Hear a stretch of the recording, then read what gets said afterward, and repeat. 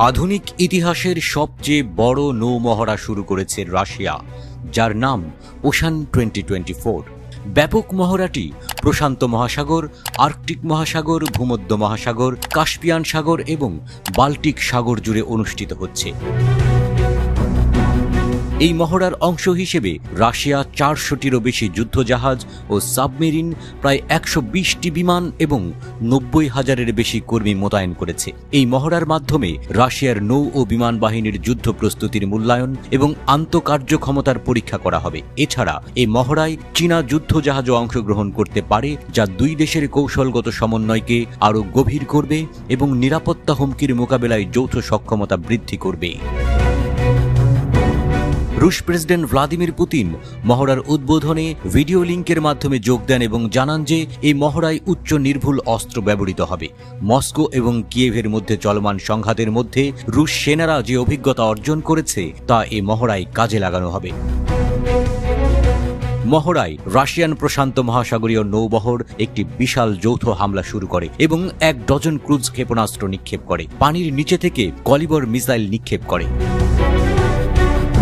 রাশিয়ার গভীরে দূরপাল্লার ক্ষেপণাস্ত্র ব্যবহার করতে দেওয়ার জন্য ব্রিটেন এবং আমেরিকার প্রতি আহ্বান জানিয়েছেন ইউক্রেনের president Volodymyr Zelensky. Kiev Crimea বিষয়ক এক সম্মেলনে জনসমক্ষে এই আহ্বান জানান তিনি। সম্মেলনে উপস্থিত ছিলেন পররাষ্ট্র সচিব ডেভিড ল্যামি এবং মার্কিন পররাষ্ট্রমন্ত্রী অ্যান্টনি ব্লিংকেন, যারা একসঙ্গে শহরটি সফর করছেন। রাশিয়ার গভীরে লক্ষ্যবস্তুতে আঘাত করার জন্য যুক্তরাজ্য এবং ফ্রান্সের কিছু মার্কিন উপাদান দিয়ে সরবরাহ করা স্টর্ম শ্যাডো ক্ষেপণাস্ত্র ব্যবহার করার অনুমতি নেই ইউক্রেনের, কারণ পশ্চিমারা সংঘাত বৃদ্ধির বিষয়ে উদ্বিগ্ন। জেলেনস্কি রাশিয়ায় দূরপাল্লার ক্ষেপণাস্ত্র ব্যবহার সম্পর্কে বলেছেন, আমি ব্লিংকেন এবং ল্যামির সাথে কথা বলবো।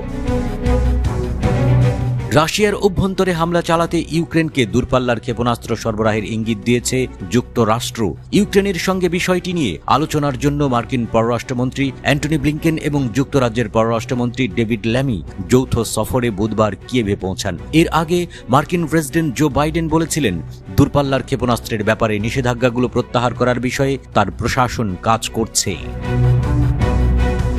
তবে ইউক্রেনে দূরপাল্লার অস্ত্রের সম্ভাব্য সরবরাহের বিষয়ে পশ্চিমাদের কাছে কঠোর সতর্কতা জারি করেছে রাশিয়া। একজন সিনিয়র রুশ আইন প্রণেতা ভ্যাচেস্লাভ ভেলোডিন বলেছেন, যদি যুক্তরাষ্ট্র, জার্মানি, ফ্রান্স এবং ব্রিটেন ইউক্রেনকে এই অস্ত্রগুলি ব্যবহার করার অনুমতি দেয়, তবে রাশিয়া আরও শক্তিশালী অস্ত্র দিয়ে জবাব দেবে। এদিকে রাশিয়াকে লক্ষ্য করে ব্যাপক ড্রোন হামলা চালিয়েছে ইউক্রেনীয় বাহিনী। রুশ পররাষ্ট্র মন্ত্রণালয় জানিয়েছে, তারা রাতভর 144টি ড্রোন ভূপাতিত করেছে। এর মধ্যে শুধু মস্কোতেই ভূপাতিত করা হয়েছে 20টি ড্রোন। পাল্টা জবাব দিতে দেরি করেনি রাশিয়া। বুধবার ভোর রাতে মস্কো একই ধরনের হামলা চালায় এবং কিয়েভের একটি গুদাম উড়িয়ে দেয়, যেখানে ন্যাটোর অস্ত্র ও সরঞ্জাম মজুত করা হয়।